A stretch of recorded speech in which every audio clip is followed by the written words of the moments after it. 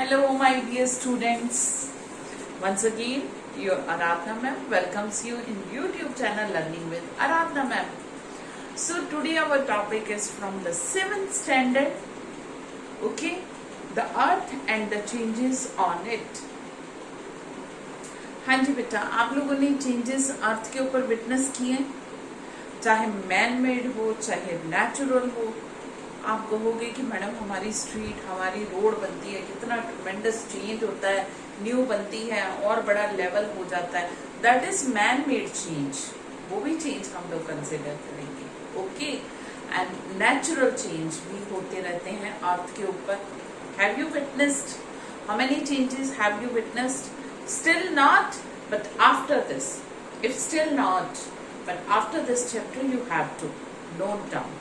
Okay, you have to check, you have to witness each and every change on your earth surface, on the earth. Okay, this will facilitate your memorization. Okay, this will facilitate you in memorization and learning the concept in very easily. So without wasting time, let's move to today's topic. Our second chapter is this. This is the second chapter of 7th standard social science book. Okay, the earth and the changes on it. Beta, you must have witnessed the changes on the earth. कुछ एक changes होते हैं slow and gradual, which we can't. हमें पता ही नहीं लगता, इतना slow gradual change होता है. जैसे रिवर्स मिट्टी लेके आती है, 1 इंच बिछाने में, 1 सेंटीमीटर बिछाने में उनको मिलियंस ऑफ ईयर लग जाते हैं. ठीक है, स्लो एंड ग्रेजुअल चेंजेस जो हमें पता नहीं चलता हमारे, बट कुछ बड़े रेडिकल एंड सडन चेंजेस हो जाते हैं. ये नेचुरल एजेंट भी करते हैं, जैसे कि वॉल्केनिक एरप्शन हो गया, अर्थक्वेक तो कैसे तबाही कभी नहीं होना चाहिए ऐसे चेंजेस. ओके, सो ये चेंजेस जो है हम लोग इजीली विटनेस करते हैं अर्थ के ऊपर. We will discuss in detail. I am just giving you the introduction. Okay, कुछ एक ह्यूमन बींग्स चेंजेस करते हैं अर्थ के ऊपर. Population is growing day by day very rapidly. So जितनी पॉपुलेशन बढ़ रही है उतनी उनको क्या है, इंडस्ट्री भी बढ़ रही है, अर्बनाइजेशन भी बढ़ रही है, कितनी रोड्स, रेलवे ट्रैक्स. ओके, क्या है, फास्ट ट्रैक रोड बन रही है, रेलवे ट्रैक बन रही है, बुलेट ट्रेन, सो मेनी थिंग्स जो इंडस्ट्रियलाइजेशन, अर्बनाइजेशन और डेवलपमेंट के नाम पे हो रहा है चेंजेस अर्थ सरफेस के ऊपर, और यही हार्मफुल है. Okay, we will discuss this one also in this topic. So move to the topic of today, external processes. ये कुछ एक चेंजेस होते हैं अर्थ के ऊपर एक्सटर्नल.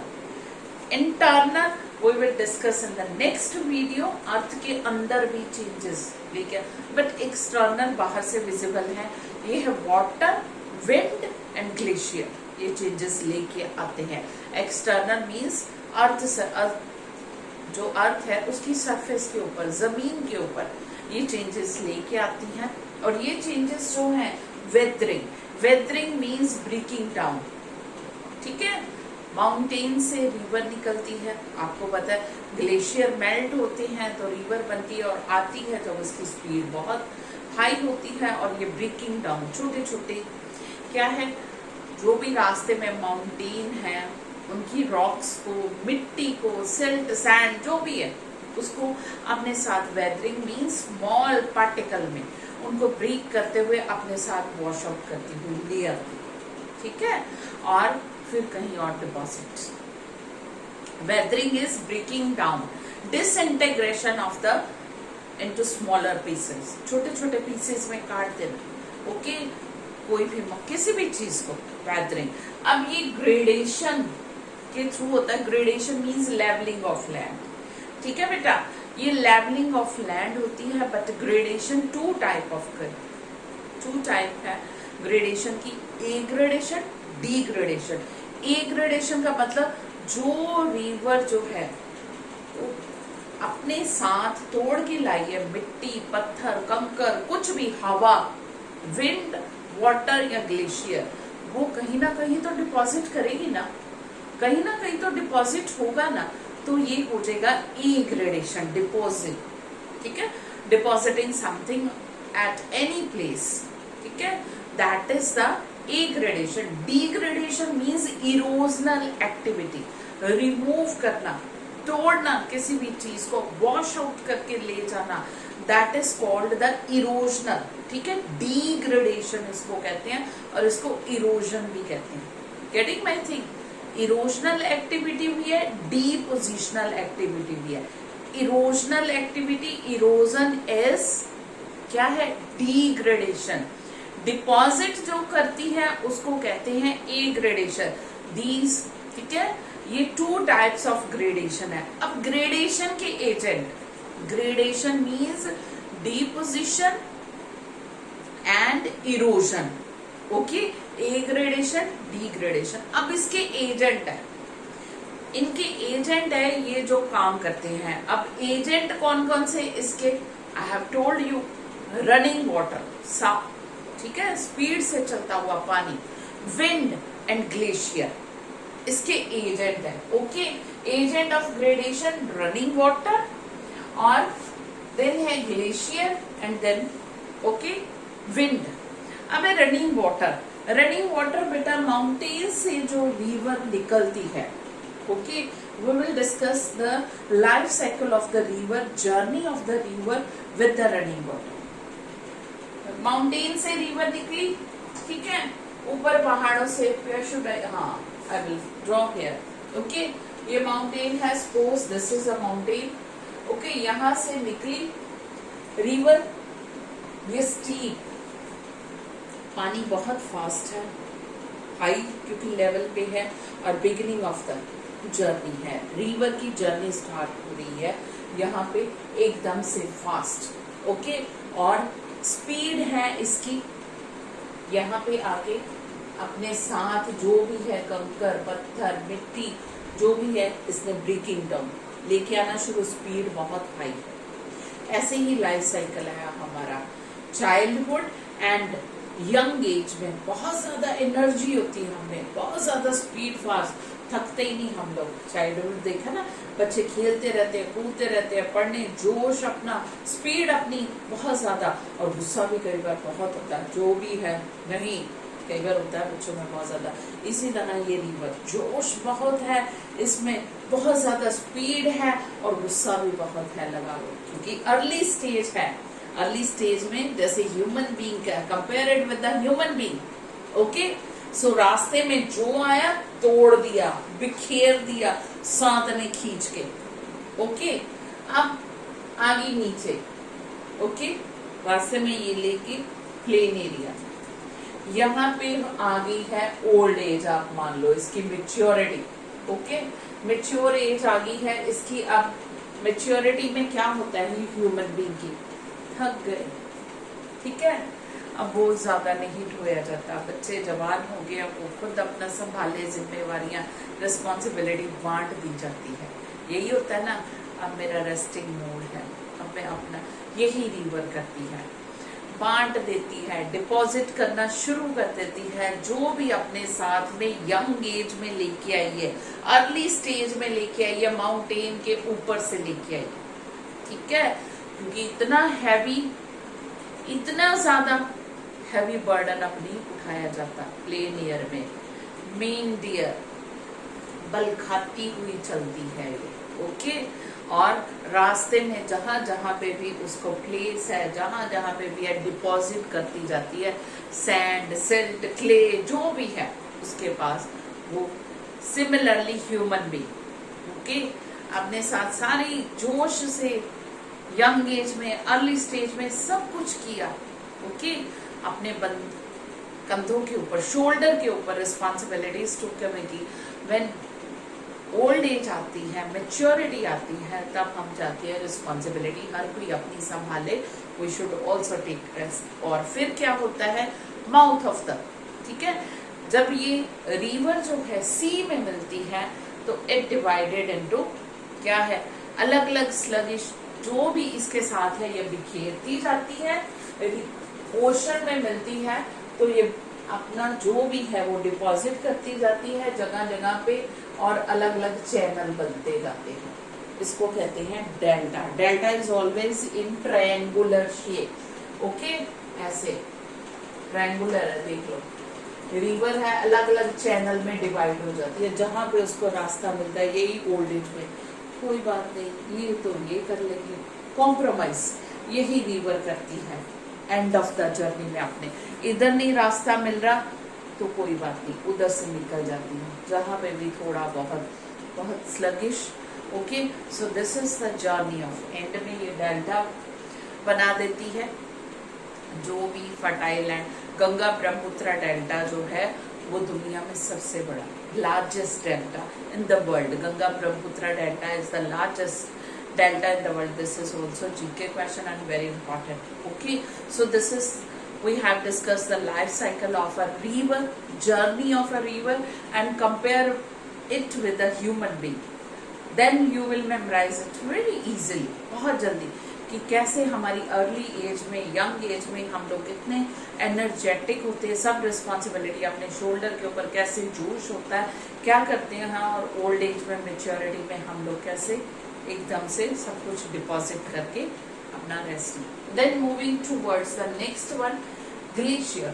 ओके, ग्लेशियर जो है पता है पहाड़ों के ऊपर बर्फ जमी रहती है, ठीक है, उसको ग्लेशियर कहते हैं।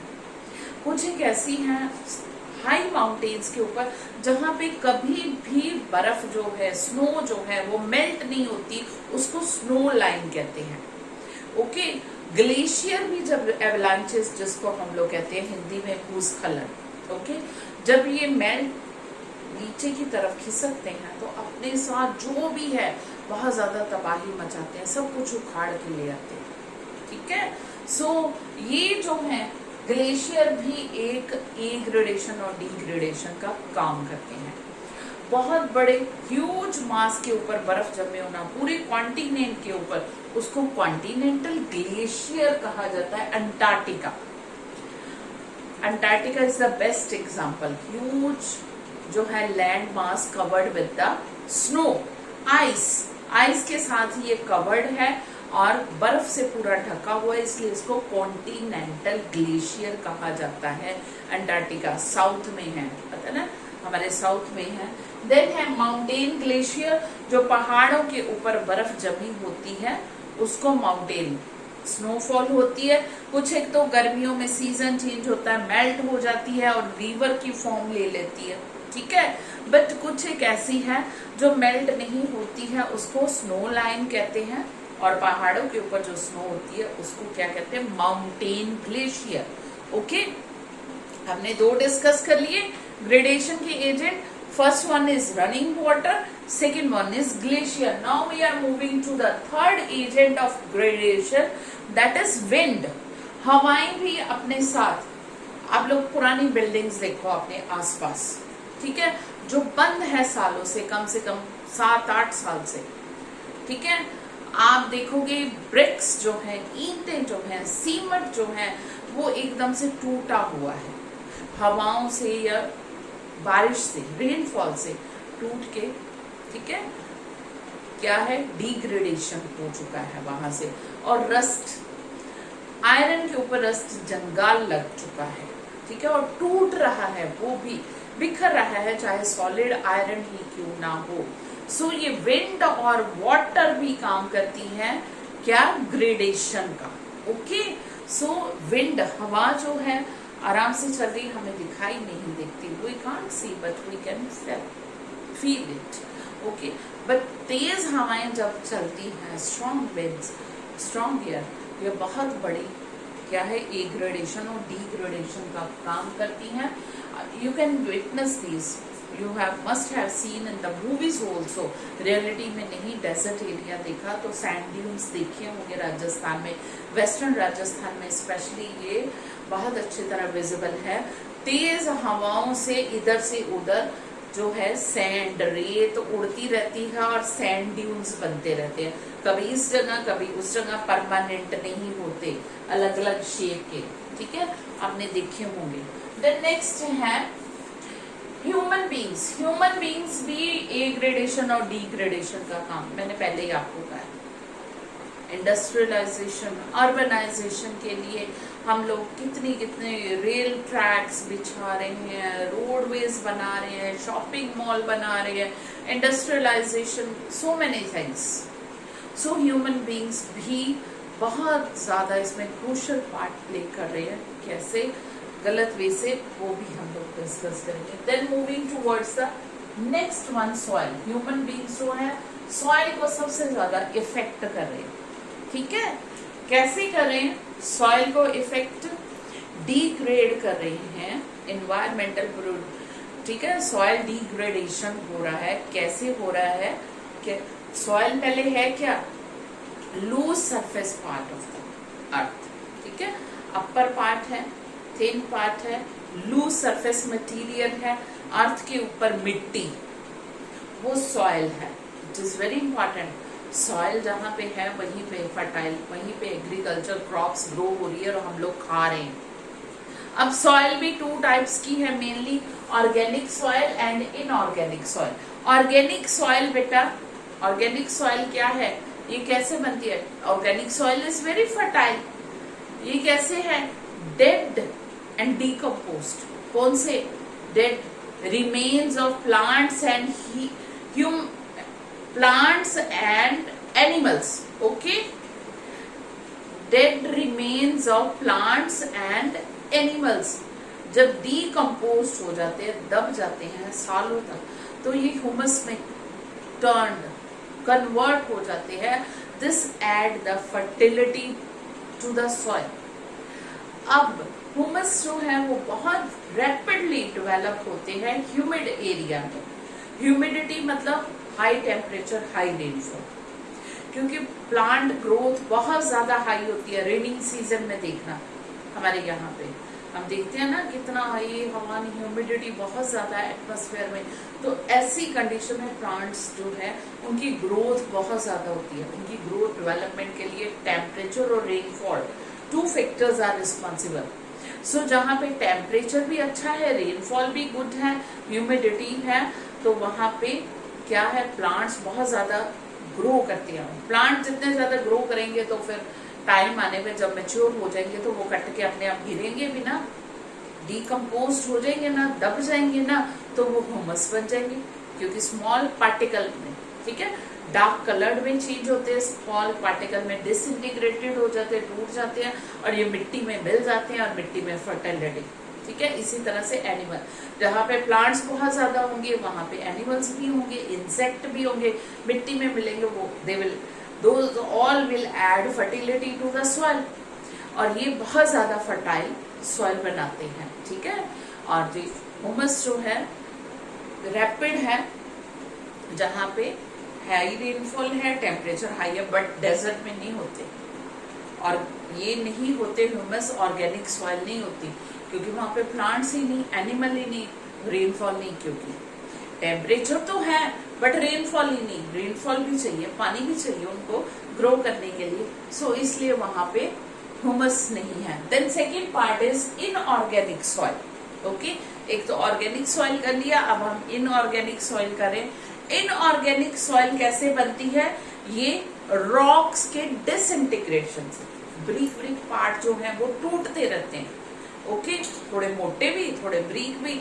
किससे टूटते रहते हैं? मैंने आपको बता दिया, ग्रेडेशन के एजेंट करते हैं ये काम। Running water, wind and glacier, ये तोड़ते रहते हैं। जो मोटे मोटे पार्टिकल्स होते हैं तोड़ते हैं, उनको ग्रेवल कहते हैं, और जो स्मॉल होते हैं लोग सैंड, क्ले, सेल्ट, ओके, और इधर उधर बिखेरते रहते हैं इसको।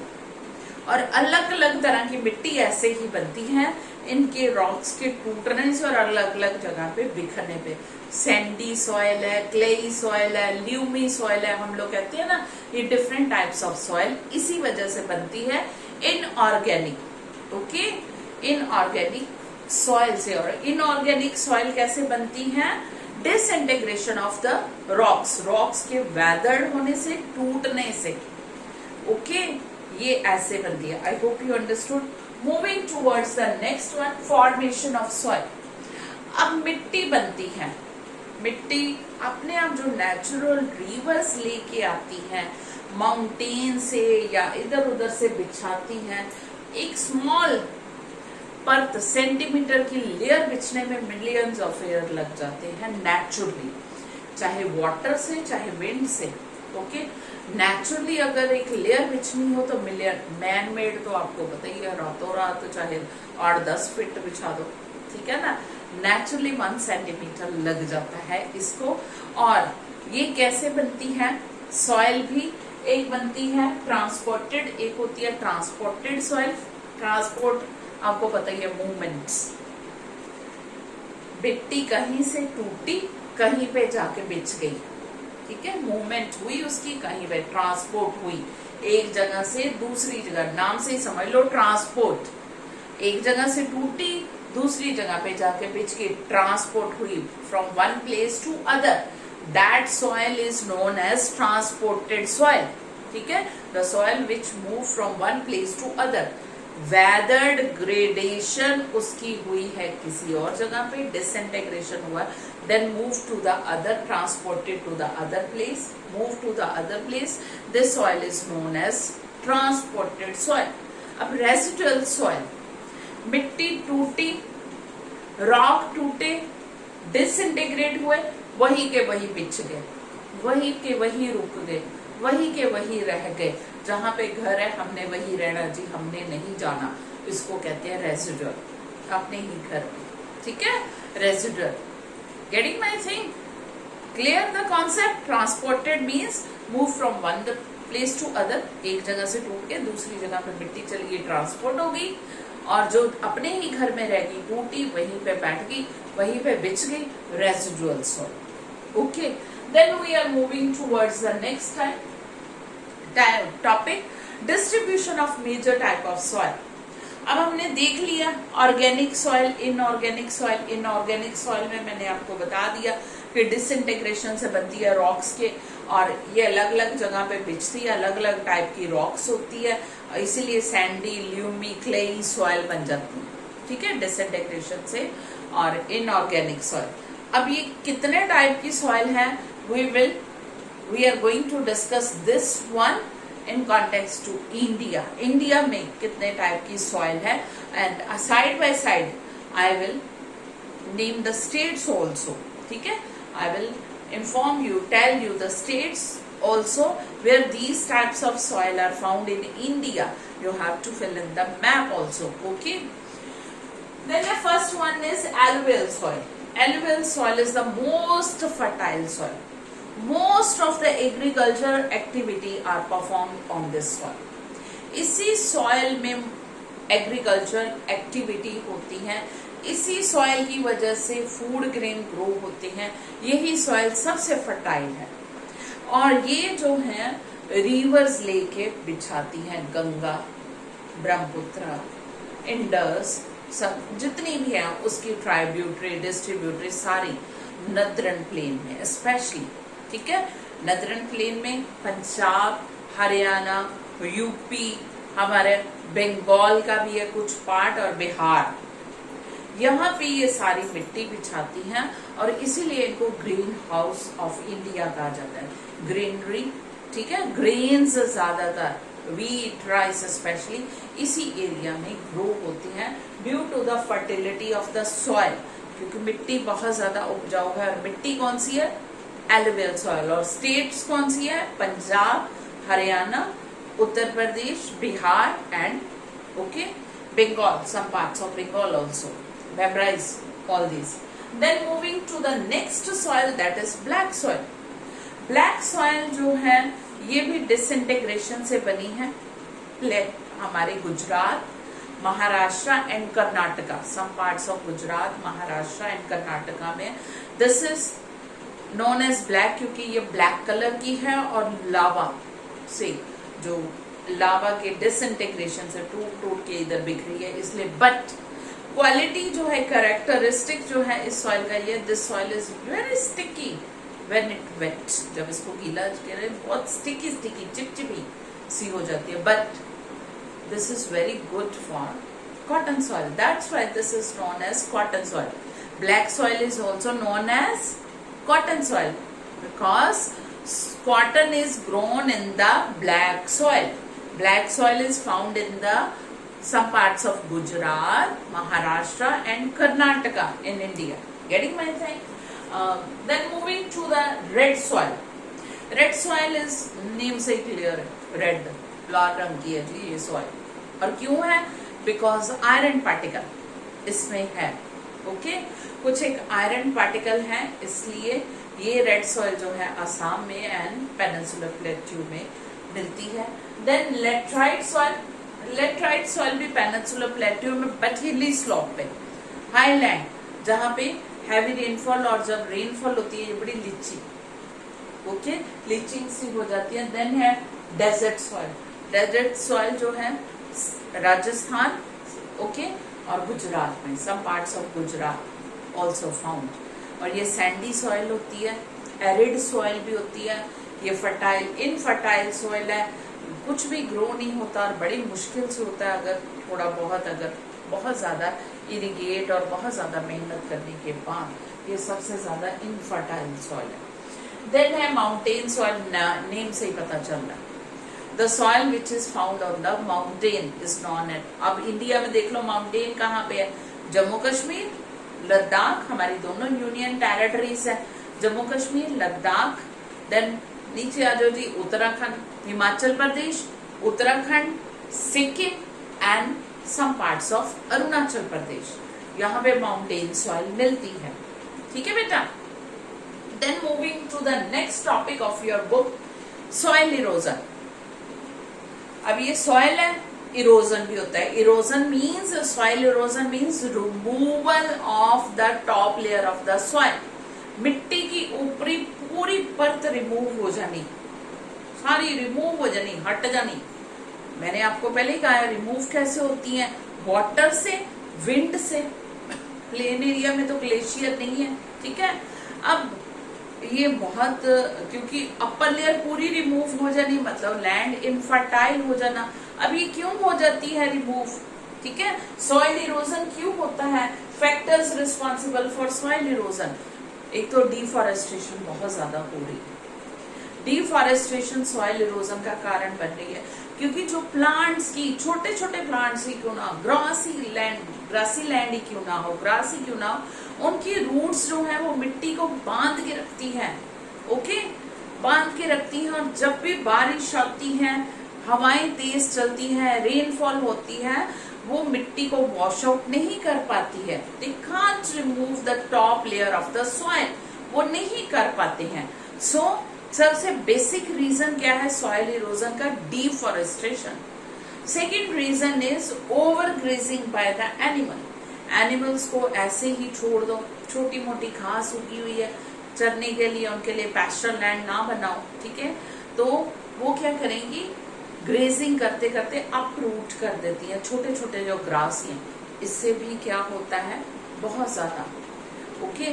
देन माइनिंग, हम लोग माइनिंग करते हैं, खोद के नीचे जमीन से मिनरल्स वगैरह, वो बाद में उसको प्रॉपरली कवर नहीं करते, ढकते नहीं, और इस तरह से मिट्टी को पूरी तरह से माइनिंग करके चलो जी ऐसे ही खुला छोड़ दो, और ये जो है सॉइल इरोजन का काम करते हैं. फिर ओवर इरिगेशन, खेतों में बहुत ज्यादा पानी, ठीक है, इरिगेशन कर दिया जाए, वो भी upper layer of the soil को डैमेज कर देते हैं, रिमूव कर देते हैं. ओके. सो ये जो है बहुत ज्यादा केयरलेसली हम लोग जब यूज करते हैं, हम लोग खुद ही रिस्पॉन्सिबल है. ह्यूमन बीइंग, मैंने कहा था ना, ह्यूमन बीइंग स्टार्टिंग में बोला था, ह्यूमन फैक्टर्स जो हैं वो upper surface of the air को, सॉइल को खराब करें, डैमेज करें. दीज आर द मेन, सबसे बेसिक फैक्टर मैंने आपको बता दिया. डिफॉरेस्टेशन ऑन मैसिव स्केल, ये पूरी बर्बादी का कारण है. Air pollution, environmental degradation, land degradation, each and everything, ठीक है. ओवर इरिगेशन हो रही है, ओवर ग्रेजिंग हो रही है, high doses of chemical fertilisers and pesticide, insecticide, ये लैंड डिग्रेडेशन कर रहे हैं बुरी तरह. अब ये सॉइल कंजर्वेशन, सॉइल कंजर्व करनी है हमने. Conservation means, soil conservation means to prevent the land from being eroded, land erode ना हो, वॉश आउट ना हो, इसको रोकना है, इसकी फर्टिलिटी को, ठीक है, बनाए रखना है। तो उसके लिए बेसिक नेसेसिटी इसके ऑपोजिट बोल दो जी, सारे जो इधर मैंने बोले ना ये इसके इधर आ जाएंगे। इसके मैंने उधर क्या बोला, क्या समझाया, deforestation means cutting down tree on massive scale, यहाँ पे कर दो एफॉरेस्टेशन। सॉइल को बर्बाद करना है तो डिफॉरेस्टेशन करो, सॉइल को कंजर्व करना है तो एफॉरेस्टेशन करो। Afforestation means planting of trees on massive scale, ज्यादा से ज्यादा प्लांट होने चाहिए, एक दो लगा के बस हो गया, नॉट एट ऑल। हर किसी को, ईच एंड एवरी पर्सन को अब अपनी ड्यूटी समझनी चाहिए, एक मॉरल, ओके, मॉरलिटी, एक मॉरल ड्यूटी समझनी चाहिए, ऑब्लिगेशन। देन नेक्स्ट है ए फॉरेस्ट, यहाँ पे हमने ओवर ग्रेजिंग किया था, यहाँ पे कर दो स्टॉप ओवर ग्रेजिंग, स्टॉप करो, रोक दो ओवर ग्रेजिंग, ठीक है। फिर है टेरेस फार्मिंग, माउंटेन्स पे देखा है, ये माउंटेन मैंने बनाया, ओके। मेरी ड्राइंग थोड़ी weak, I have told you I am quite weak in drawing, although painting is quite good but drawing I can't draw properly। ये माउंटेन है, ओके, ऐसे बना लो। अब यहाँ पे फॉर्मिंग करनी है तो इसको कटिंग करनी होगी, इसको टेरेस कहते हैं। आपने गए होंगे माउंटेन एरिया पे, घूमे, वहां पे देखा छोटे छोटे फील्ड आपको लगते हैं, पहाड़ों के ऊपर कटिंग की होती है स्क्वायर, दूर से देखो तो ऐसे लगता है छत है, टेरेस है या स्टेयर्स है, सीढ़ियों की तरह, क्योंकि वहां पे प्लेन एरिया तो है नहीं, छोटी छोटी सी जो लैंड है उसी में से ही बनाना पड़ेगा। सो ये ज्यादा से ज्यादा बनानी पड़ेगी, टेरेस फार्मिंग करनी पड़ेगी, ज्यादा से ज्यादा वहां पे ग्रास ग्रो होगा या क्रॉप्स ग्रो होंगी, तो बारिश आएगी या तेज हवा आएगी तो सॉइल इरोजन नहीं कर पाएंगे, ठीक है। द नेक्स्ट है shelter belt in desert area. Desert area में रो की रो जो है वो हमें प्लांट करनी पड़ेगी ट्रीज की, उसको कहते हैं शेल्टर बेल्ट, ओके। इससे क्या होगा, सॉइल इरोजन नहीं होगा और डेजर्ट एरिया में भी लैंड फर्टाइल होनी शुरू हो जाएगी जब इरिगेशन ज्यादा से ज्यादा करेंगे और वहां पे नेचुरल फर्टिलाइजर जैसे काउ डंग है, अर्थवॉर्म, ये नेचुरल फर्टिलाइजर है, यूज करेंगे हम लोग। ये लैंड जो है बहुत ज्यादा फर्टाइल हो जाएगी, बहुत ज्यादा फर्टाइल, ओके। सो सॉइल इरोजन नहीं होगा, बहुत ज्यादा इसकी प्रोडक्टिविटी बढ़ेगी, क्रॉप्स और ओके, और फूड ग्रेन भी जिसको हम लोग कह देंगे क्वालिटी में।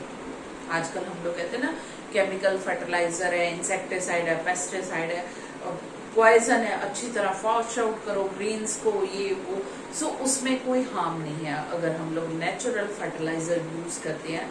आई have told you animal waste ये सबसे बड़ा बेस्ट फर्टिलाइजर है। सो इससे लैंड भी इरोजन नहीं होगी, लैंड हमारी कंजर्व होगी, कंजर्वेशन ऑफ लैंड होगी, okay. So some of the methods I have discussed, afforestation, फिर देन है साइंटिफिक एग्रीकल्चर। एग्रीकल्चर साइंटिफिक होनी चाहिए, इसमें है क्रॉप रोटेशन, जैसे पंजाब हरियाणा में UP, Punjab Haryana and UP के farmers mostly wheat and rice को ही ग्रो कर रहे हैं और इसमें ओवर यूज ऑफ इरिगेशन भी हो रही है, केमिकल फर्टिलाइजर। सो ये जो है लैंड डिग्रेडेशन, एक दिन ऐसा आएगा डेजर्ट एरिया बन जाएगा केमिकल फर्टिलाइजर यूज करते करते। हमने क्या करना है, क्रॉप रोटेशन। एक बार जो फसल ग्रो कर दी है, क्रॉप जो ग्रो की है, उसकी टर्न 4-5 साल बाद आए, ओके। डिफरेंट टाइप्स ऑफ और natural fertiliser I have told you, ये यूज करने हैं, इससे लैंड हमारी कंजर्व होगी, सॉइल हमारी कंजर्व होगी, सॉइल कंजर्व होगी तो हमारी life, okay. We all, because we all are, all the living beings depend on the soil, whether directly or indirectly। जितना भी खाना सॉइल से आ रहा है ना, एनिमल्स जितने हैं वो भी सॉइल के ऊपर डिपेंडेंट है, खाते पीते हैं उसी से। फॉरेस्ट में उनका घर है, लॉयन वगैरह अगर सॉइल मिट्टी के क्रॉप्स वगैरह नहीं खाते तो वो दूसरे एनिमल्स के ऊपर डिपेंडेंट है जो क्या है प्लांट्स खाते हैं directly indirectly. I have told you each and every living being's life is dependent on the soil, so this is our responsibility to conserve our soil। ठीक है, अगर हम सोचें कि गवर्नमेंट्स लॉ बनाए, ये करे वो करे, तो हमारी भी रिस्पॉन्सिबिलिटी है। जैसे हम लोगों ने देखा है पंजाब हरियाणा यूपी, पंजाब हरियाणा में ज्यादा मैंने न्यूज में देखा है कि हार्वेस्टिंग के बाद वहां पे फील्ड्स को जला दिया जाता है। इससे क्या होता है, एक तो एयर पोल्यूशन बहुत ज्यादा दिल्ली वाली साइड तक जाता है, सर्दियां भी ऊपर से आ जाती हैं, तो ठीक है, क्योंकि वीट की हार्वेस्टिंग होनी है अक्टूबर नवंबर। ओके, हाँ जी, wheat not at all, rice की हार्वेस्टिंग होती है अक्टूबर में, और फिर अक्टूबर नवंबर में फिर वो कर देते हैं उसको, हार्वेस्टिंग के बाद काटने के बाद जला देते हैं, क्योंकि वीट उन्होंने ग्रो करनी है साथ ही, क्योंकि ये उनको बड़ा इजीएस्ट मेथड लगता है और लेस एक्सपेंसिव, कोई पैसा नहीं खर्च होता। बट इसके बाद उनको heavy doses of chemical fertiliser डालने पड़ते हैं, क्योंकि जितने भी इंसेक्ट रहते हैं मिट्टी में जिन्होंने उनको फर्टाइल बनाना है वो मर जाते हैं आग लगने से। ओके, मिट्टी भी एकदम से जितना भी पानी है मॉइस्चर रेत बन जाती है। Heavy doses of over irrigation और हैवी डोजेज ऑफ फर्टिलाइजर हम लोगों को सब्स्टिट्यूट ढूंढने पड़ेंगे। गवर्नमेंट्स ने लॉ चाहे बनाए, हम लोग बॉदर नहीं करते हैं, अगेंस्ट हो जाते हैं कई बार अपने सेल्फिश इंटरेस्ट के लिए। So we should think about the nature and our motherland, so that coming generation जो है वो हमें कर्स ना करें। ठीक है, ब्लेसिंग्स मिलती रहे, दुआएं कि हमारे जो हैं कितना केयर करके गए। That's all for today from your Aradhana ma'am. बड़ा लंबा लेक्चर भी हो गया बीच में, ठीक है, but we have to keep this thing, all this thing in our mind and create awareness among the people. जितनी भी अवेयरनेस हो सकती है हम लोग स्प्रेड करें। हम ये ना सोचें हम बच्चे हैं हम क्या करेंगे, each and every person can do. ठीक है, हर कोई कुछ ना कुछ कर सकता है, हम अपनी बिहाफ से कुछ ना कुछ करें। Create awareness among the people, अपने सराउंडिंग अपने नेबरहुड में प्लांट्स जितने लग सकते हैं उतनों को प्लांट करें। नेचर को कंजर्व इसी तरह से किया जा सकता है, लैंड भी कंजर्व होगी और एयर भी पोल्यूशन कम होगा। ठीक है, that's all from your Aradhana ma'am. But before leaving once again I want to remind you, please subscribe, like and share my channel to all. That's all, beta.